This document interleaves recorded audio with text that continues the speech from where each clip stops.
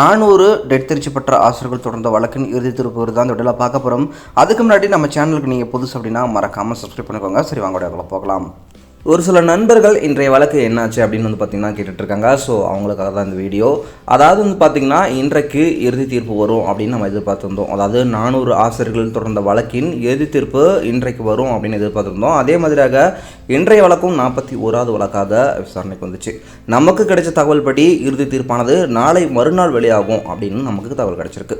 So இதுதான் வழக்கு சம்பந்தமான இன்றைய வழக்கின் நிலவரம். இது போன்ற மேலும் முக்கியமான செய்திகளை தெரிஞ்சுக்கணும் அப்படின்னா மறக்காமல் நம்ம சேனலை சப்ஸ்கிரைப் பண்ணிட்டு தொடர்ந்து நம்ம சேனலோட இணைந்திருங்க. மீண்டும் அடுத்த சந்திக்கலாம். நன்றி.